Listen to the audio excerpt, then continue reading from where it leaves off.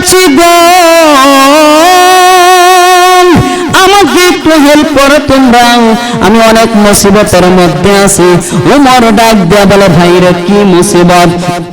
রাখাল ডাক দিয়া বলে, আমি একজন মালিকের অধীনে চাকরি করি, আমার কাজ হলো সকাল থেকে সন্ধ্যা পর্যন্ত ওই মালিকের উট বকরি গুলা আমি ঘাস খাওয়াই, তারপরে বিকাল বেলা আবার বাড়িতে নিয়ে যাই।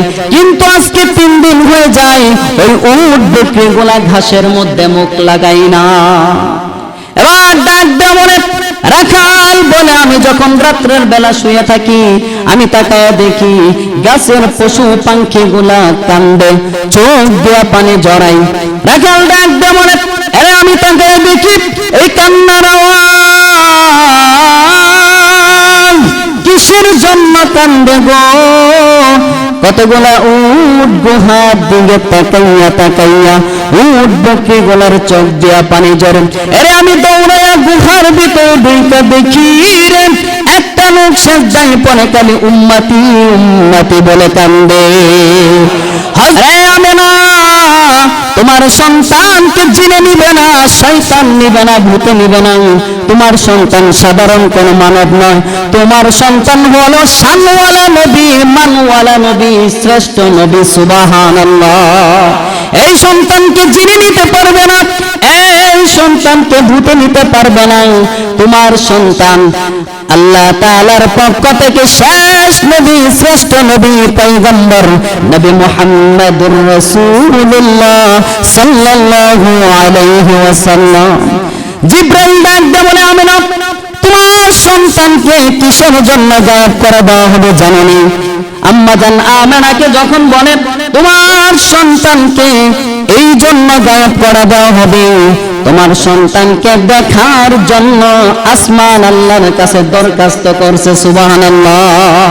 তোমার সন্তানকে দেখার জন্য জমিন আল্লাহর কাছে দরখাস্ত করেছে, তোমার সন্তানকে দেখার জন্য গোটা কুল কায়নাত আল্লাহর কাছে দরখাস্ত করেছে। তাই আসমান আল্লাহর কাছে দেখে দেখে বলে, এর মালিক তোমার সন্তান, তোমার বান্দা আম্মা জান আমেনাকে জিবরাইল বলে তোমার সন্তানকে দেখার জন্য আসমান ডাক দেয়া বলে, জমিন ডাক দেয়া বলে, এর মালিক যেই নবীর জন্য আমি আসমান সৃষ্টি হলাম, যেই নবীর জন্য জমিন সৃষ্টি হলো, তোমার নবী পৃথিবীর মধ্যে পদার্পণ করেছে, তোমার নবীকে একটাবার সালাম দিব, সালাম। সুবহানাল্লাহ। আল্লাহর নবীকে তাই জিবরাইল ওই সময় আল্লাহর নবীকে নিয়ে মাশরিক থেকে মাগরিব পর্যন্ত গোটা কুল কায়নাত ভ্রমণ করাইলো। আর আসমান জমিন আল্লাহর নবীকে সালাম দেই, সালাম।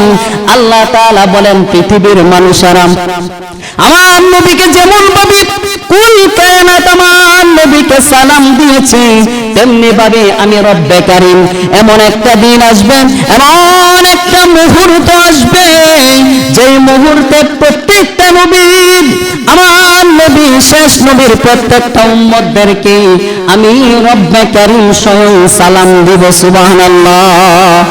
আল্লাহ রাব্বুল আলামিন কোরআনের মধ্যে বলেছেন, তাহিয়াতুহুম ইয়াওমা ইয়ালকাউনাহু সালাম।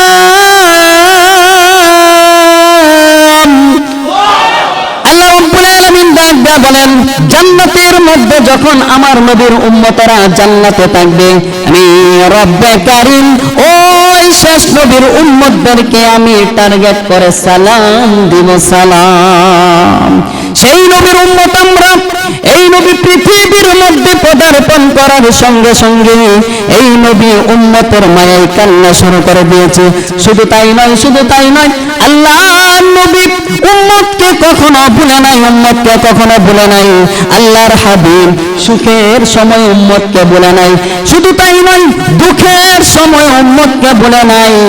হযরতে আজরাইল আল্লাহর নবীর কাছে গেল, ডাক দেয়া বলে নবী গো, আল্লাহর পক্ষ থেকে আমি আজরাইল এসেছি আপনার রূহটা কবজ করার জন্য। আল্লাহর নবী ওই মুহূর্তে উম্মতের জন্য কাঁদছে, আল্লাহর নবী ওই অবস্থায় উম্মতের জন্য কাঁদছে। এরে ভাই, একটা লোকের কাছে যখন আজরাইল যায়, ওই লোকটার রূহের মধ্যে পানি থাকে না। আমার নবী তখন কান্না করেছেন, আর আজরাইল বলে নবী গো, আপনি তো রফিকে আলার কাছে যাবেন, আপনি আল্লাহর কাছে যাবেন, বন্ধু বন্ধুর কাছে যাবেন, আপনি কেন কান্না করেন? আমার নবী ডাক যেমন আজরাইল, আমি আমার নিজের জন্য কান্না করি না, আমি আমার আত্মীয় স্বজনের জন্য কান্না করি না, আমি আমার গোষ্ঠীর লোকেদের জন্য কান্না করি না রে আজরাইল, আমি কান্না করি আমি যদি পৃথিবীর বুক থেকে বিদায় নিয়ে যাই, তাহলে আমার উম্মতের কি অবস্থা হবে? আল্লাহ নবীর জন্য কান্দে। শুধু তাই নয়, আল্লাহর নবীর জীবনের শ্রেষ্ঠতম খুশির দিন ছিল, আনন্দের দিন ছিল মেরাজের রজনী। মেরাজে যখন সিদরাতুল মুনতাহা ভেদ করে রব্বে কারীমের সরাসরি আল্লাহর কাছে আল্লাহর নবীকে নিয়ে গেল। আল্লাহর নবী মেরাজে যাওয়ার পরও তার উম্মতদেরকে বলে নাই, উম্মতকে বলে নাই, আল্লাহর হাবিব সমস্ত কিছু দেখেছে, এক রজনীতে সমস্ত কিছু ভ্রমণ করেছে। আল্লাহর নবী দেখে, আল্লাহ তাকা দেখে নবীর চোখ দিয়ে অজরে অজরে পানি বের হয়। আল্লাহর নবীকে আল্লাহ ডাক দিয়ে বলে, নবী গো, আপনি তো রফিকে আলার কাছে আসছেন, আপনি মেরাজে আসছেন, আমার সাথে আপনি সাক্ষাৎ করেছেন, তারপরও আপনার চোখে কেন পানি গো নবী? কেন আপনার চোখে পানি থাকবে? এটা হয় না, এটা বরদাস্ত করতে পারি না। নবী ডাক দেয়া বলে, প্রাণী, আমি তো মেরাজ করেছি, আমি আসমান জমিন সমস্ত কিছু ভ্রমণ করেছি, আমি জান্নাত দেখেছি, আমি জাহান্নাম দেখেছি। শুধু তাই নয়, সিদরাতুল মুনতাহা 7 আসমানের উপর শেষ স্টেশন, এখান পর্যন্তই ফেরেশতাদের স্টেশন। আর আরশে আজিমের মধ্যে কোন ফেরেশতা যেতে পারে না। আরশে আজিমের মধ্যে আপনি আমাকে নিয়ে আসছেন, আমি তো খুশিটা অনুভব করলাম, আমি তো আনন্দ পাইলাম, আপনার সাথে সরাসরি আমার সাক্ষাৎ হয়েছে। কিন্তু আমি কান্দি, আমার এই খুশির মতো আমার উম্মতরা কিভাবে মেরাজ করবে? আমি প্রশ্ন করতে চাই, আমার উম্মতদের সাথে কি আপনার মেরাজ হবে? আল্লাহ ডাক দিয়ে বলে, হাবিব আমার, আপনি আমার সাথে মেরাজ করেছেন একবার, আর আপনার উম্মতদের সাথে আমার মেরাজ হবে 5 বার। এরে যুবক ভাই, দিলের কান্না গায়ে শোনা গো, আল্লাহ ডাক দিয়ে বলেন, যদি কোনো বান্দা 5 ওয়াক্ত নামাজ আদায় করে রে, 5 ওয়াক্ত, আল্লাহ ডাক দিয়ে বলেন 5 ওয়াক্ত নামাজের মধ্যে আমার ওই বান্দার সাথে আমার কথা হয় সুবহানাল্লাহ। এরে ভাই, শুধু তাই নয়, আল্লাহর রাসূল বলেছেন, মুমিনের মেরাজ হলো নামাজ, ঠিক কিনা বলেন? একজন মুমিনের মেরাজ হলো নামাজ। যদি কোনো ব্যক্তি 5 ওয়াক্ত নামাজ আদায় করে, আল্লাহ তাআলা ওই ব্যক্তির সঙ্গে মেরাজ করেন, সুবহানাল্লাহ। এরে ভাই, আল্লাহর হাবিব উম্মতের মায়ায় পৃথিবীর মধ্যে আগমন করেছেন, পৃথিবীর মধ্যে প্রেরণ করেছেন। পৃথিবীর মধ্যে পদার্পণ করার সঙ্গে সঙ্গে আল্লাহর হাবিব সিজদায় পড়ে উম্মতি উম্মতি বলে কান্দে। এখানেই কান্না শেষ নয়, আল্লাহর হাবিব একবার মদিনায় আল্লাহর হাবিবকে 3 দিন খুঁজে পাওয়া যায় না। হযরত ওমর কান্না করতে করতে পাগলের মতো হয়ে গেছে। হযরত ওমর তরবারিটা নিয়ে মুনাফিকদের উদ্দেশ্যে ডাক দিয়ে বলে, আরে মুনাফিকের বাচ্চারা, আমার নবী কোথায় বল? যদি আমার নবীকে না পাই, তাহলে প্রত্যেকটার গর্দান আমার তরবারির দ্বারা যাবে। আর ওই অবস্থায় মুনাফিকরা তরতর করে কাঁপতে লাগলো। আর মুনাফিকরা বলে, আল্লাহর রাসূলকে আমরাও তো কোথায় গুম করি নাই, মাইরে পালাই নাই, এখন যদি উমরের সাথে আমরা একত্রিত হতে চাই, উমরের তরবারের হাত থেকে যদি বাঁচতে চাই, তাহলে চল সমস্ত মুনাফিকরা ওই দিন একসাথে হয়ে আল্লাহর হাবিবকে তালাশ করতে লাগলো। সুবহানাল্লাহ। হযরত উমর আবু বকর আল্লাহর হাবিবকে খুঁজতে খুঁজতে মরুভূমির মধ্যে শুয়ে গেল। হঠাৎ করে দেখা যায় একটা রাখাল উমরের দিকে এসে বলতেছে, ওরে ভাই, এই মুসিবতের সময় আপনারা এখানে শুয়ে আছেন, আর আমি এমন মুসিবতের মধ্যে আছি গো, আমাকে একটু হেল্প করো তোমরা, আমি অনেক মুসিবতের মধ্যে আছি। উমর ডাক দেয়া বলে, ভাই রে কি মুসিবত? রাখাল ডাক দেয়া বলে, আমি একজন মালিকের অধীনে চাকরি করি, আমার কাজ হলো সকাল থেকে সন্ধ্যা পর্যন্ত ওই মালিকের উট বকরি গুলা আমি ঘাস খাওয়াই, তারপরে বিকাল বেলা আবার বাড়িতে নিয়ে যাই। কিন্তু আজকে 3 দিন হয়ে যায় ওই উট বকরি গুলা ঘাসের মধ্যে মুখ লাগাই না। এবার ডাক দেয়া বলে, রাখাল বলে, আমি যখন রাত্রের বেলা শুয়ে থাকি, আমি তাকায় দেখি গাছের পশু পাখি গুলা কান্দে, চোখ দিয়া পানি জড়াই। রাখাল ডাক দেয়া বলে, আরে আমি তাকায় দেখি এই কান্নার আওয়াজ কিসের জন্য কান্দে গো? কতগুলা উট গুহার দিকে তাকাইয়া তাকাইয়া উট বকরি গুলার চোখ দিয়া পানি ঝরে। আরে আমি দৌড়াইয়া গুহার ভিতরে ঢুকে দেখি রে একটা লোক সেজদায় পড়ে কালে উম্মতি উম্মতি বলে কান্দে। হযরত ওমর লাফ মেরে দাঁড়ায় বলে, আবু বকর, আমার দিনে সাক্ষী দেয় রে, আমার নবী ছাড়া কেউ নাই রে, নবী ছাড়া কেউ নয়। কারণ যার ব্যথায় ব্যতীত হইয়া পশু পাখিরা কান্দে, যার ব্যথায় ব্যতীত হইয়া উট বকরি গুলার চোখ দিয়া পানি জড়ায়, এটা আমার নবী ছাড়া কেউ নাই রে। আয় আমার নবীরে তালাশ করি। আরে ভাই, আল্লাহর নবী 3 দিন ধরে গুহায় পইরা উম্মতের জন্য কান্দে, আপনি আমার জন্য আল্লাহর নবী কান্দেন। হযরত আবু বকর ডাক দেয়া বলে, নবী গো, কান্দেন না কান্দেন না, আমাকে চিনছেন গো নবী, আমি আপনার ছোটবেলার সাথী, আমি আপনার হিজরতের সাথী গো নবী। একবার মাথা মুবারক তুলেন গো, গোটা মদিনায় কান্নার নুল পড়ে গেছে। আগে নবীজি ওই উট বকরি গুলো 3 দিন ধরে গাছের মধ্যে মুখ লাগাই না। মদিনার ছোট ছোট মাসুম বাচ্চাগুলি, মদিনার মাসুম বাচ্চা থেকে নিয়ে বড় মানুষ পর্যন্ত কান্নার রুল পড়ে গেছে গো নবী। আগে নবীজি, আমি আবু বকর ওয়াদা দিলাম আমার মক্কি জিন্দেগি আর মাদানী জিন্দেগি যতগুলা আমল আছে গো, সমস্ত আমল আপনার উম্মতের নামে লিখে দিলাম। আগে নবীজি মাথা তুলেন গো,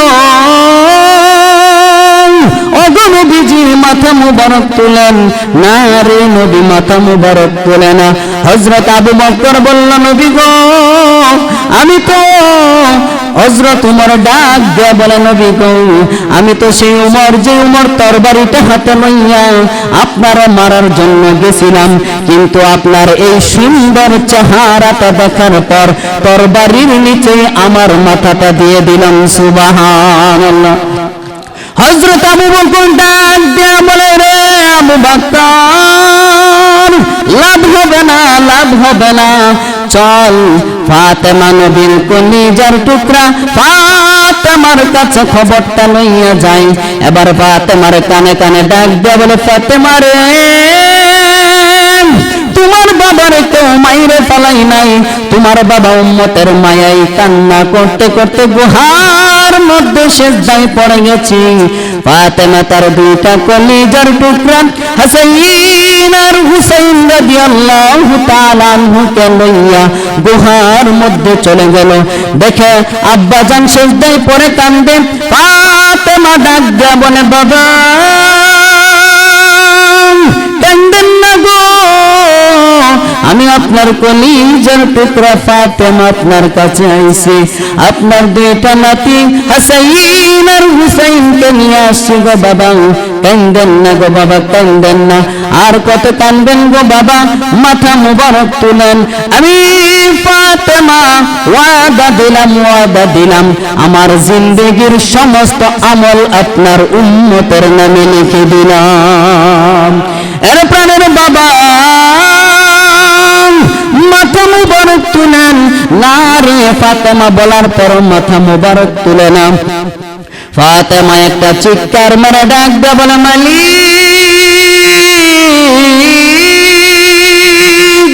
আমার বাবার আর কত কান্দাইবা, আমার বাবা ছোটবেলায় মা হারাইছে, গর্ভে থাকা অবস্থায় বাবা হারাইছে, আর বাবাকে মক্কার বেঈমানেরা শান্তিতে থাকতে দেয় নাই। আমার বাবা যখন সেজদা যাইত আর বাবার মাথার মধ্যে উটের নারী ভরি বলি দিয়ে দিত। এরে মালিক আমার বাবার কান্না বরদাস্ত হয় না গো মালিক, বরদাস্ত হয় না। ফাতেমার কান্না দেখে আরশ মহল্লা কেঁপে গেল।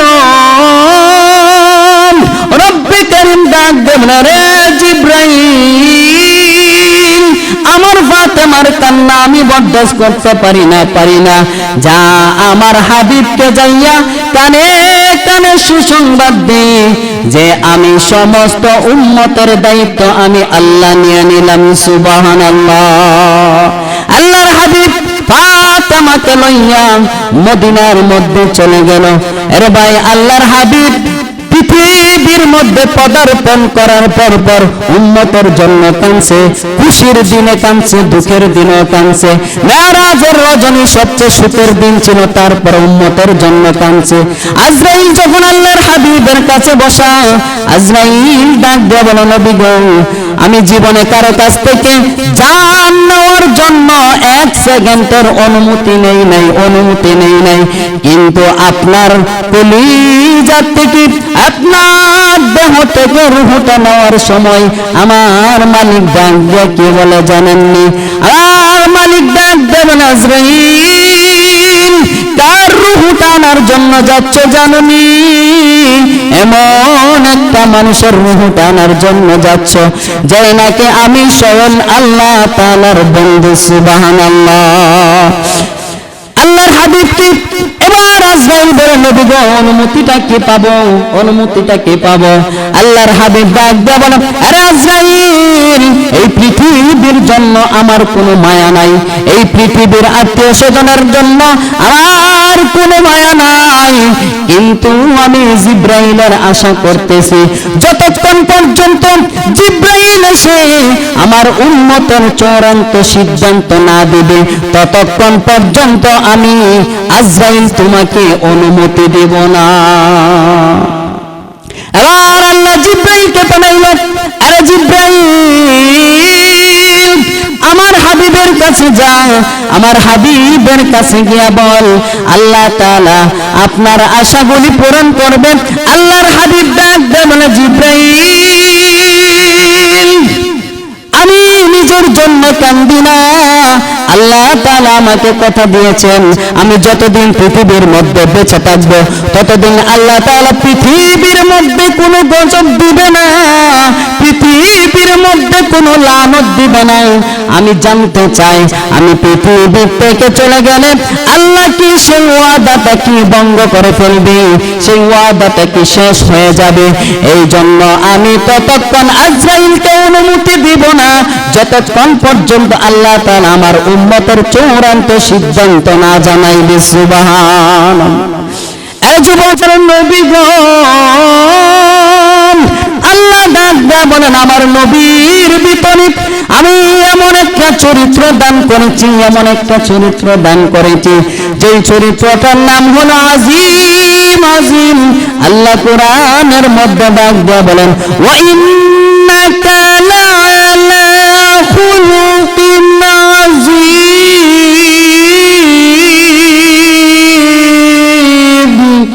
আল্লাহ রাব্বুল আলামিন ডাক দেয়া বলেন খুলুকা আযীম, চরিত্র দান করেছি। শুধু তাই নয়, আল্লাহ তাআলা আরেক আয়াতে ডাক দিয়ে বলেন আমার হাবিবকে যেমন চরিত্র দান করেছি তেমনি ভাবে আমি রাহমাতাল লিল হিসাবে আমি প্রেরণ করেছি। আল্লাহ বলেন ওয়ামা আরসালনাকা ইল্লা রাহমাতাল লিল আলামিন।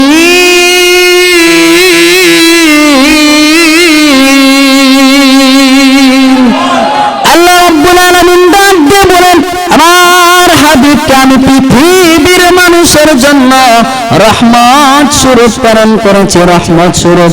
এই হাবিবের অনুসারী যদি কোনো ব্যক্তি হয়ে যায়, এই হাবিবের কবরের মধ্যে এই হাবিবের অনুসারী হয়ে যদি কেউ পৃথিবী থেকে বিদায় নেয়, কবরে যাওয়ার সঙ্গে সঙ্গে ওই ব্যক্তিটা গুনাহগার হয়ে থাকলো।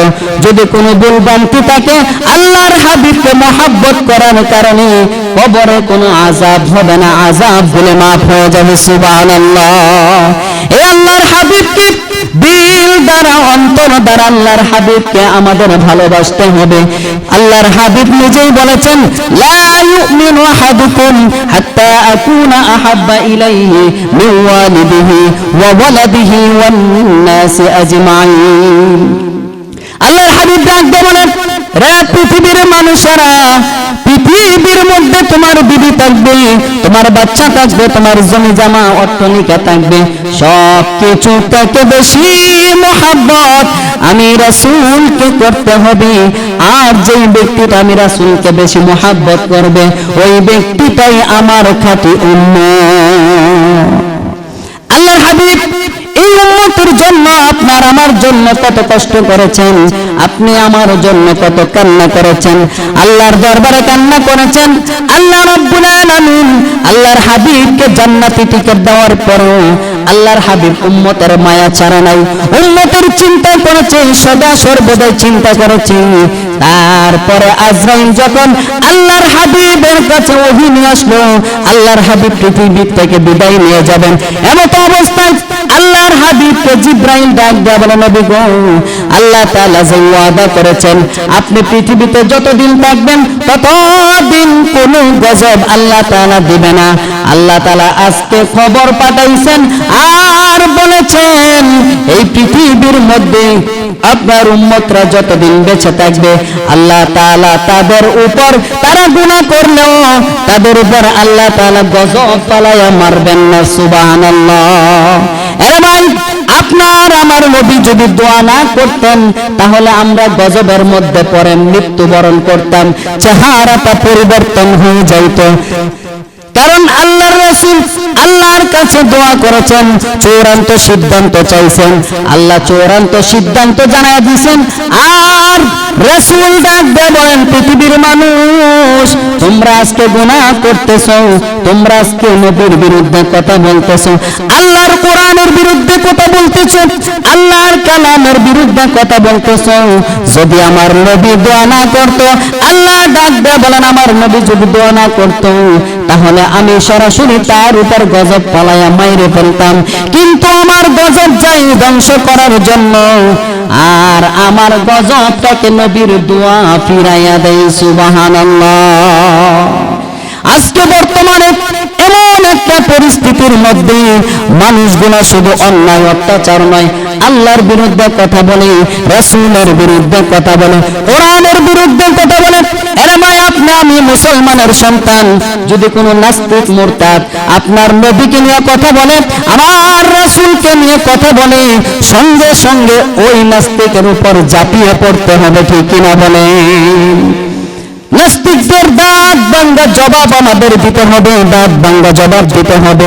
এই জন্য আল্লাহ রাব্বুল আলামিন বলেন পৃথিবীর মানুষেরা, সর্বপ্রথম আমার হাবিবকে তোমরা মহব্বত করো, আমার হাবিবকে ভালোবাসো। আমার হাবিবকে যদি মহব্বত করো তাহলে স্বয়ং আমি আল্লাহকেই মহব্বত করা হলো। সুবহানাল্লাহ। আল্লাহ রাব্বুল আলামিন আপনাকে আমাকে নবীর খাঁটি আশিক হিসেবে কবুল আর মঞ্জুর করুক, বলুন আমিন। ওমা তাওফীক ইল্লা বিল্লাহ। আসসালামু আলাইকুম ওয়া রাহমাতুল্লাহ। যারা সুন্নাত পড়েন নাই 4 রাকাত সুন্নাত আদায় করেন।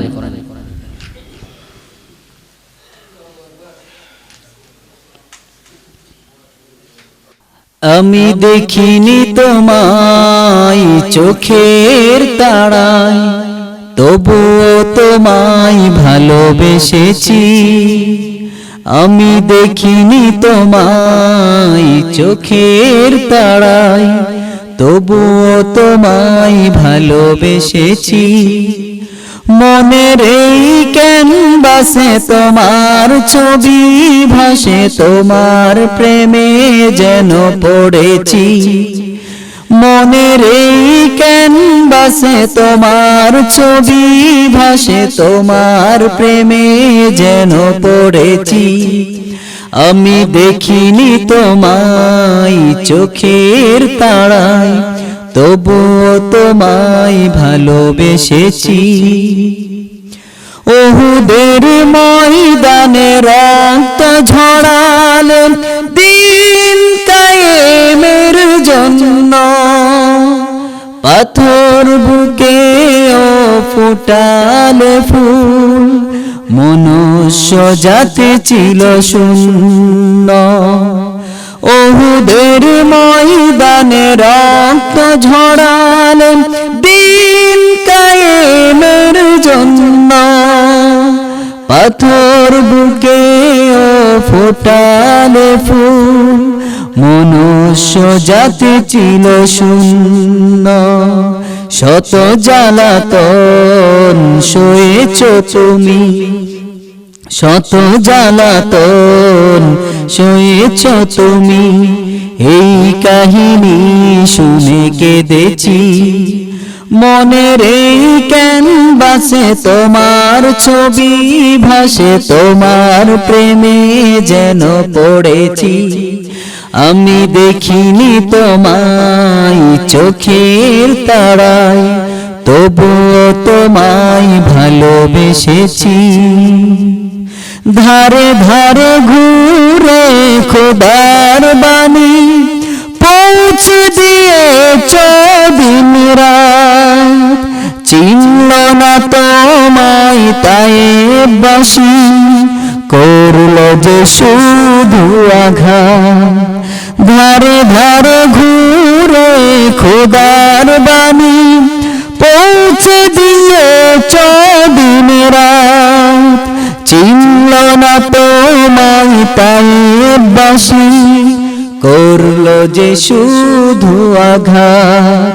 তোমার পায়ের পথের ধুলি, তোমার পায়ের পথের ধুলি, এই চোখে সুরমা দিয়েছি। মনের এই ক্যানভাসে তোমার ছবি ভাসে, তোমার প্রেমে যেন পড়েছি।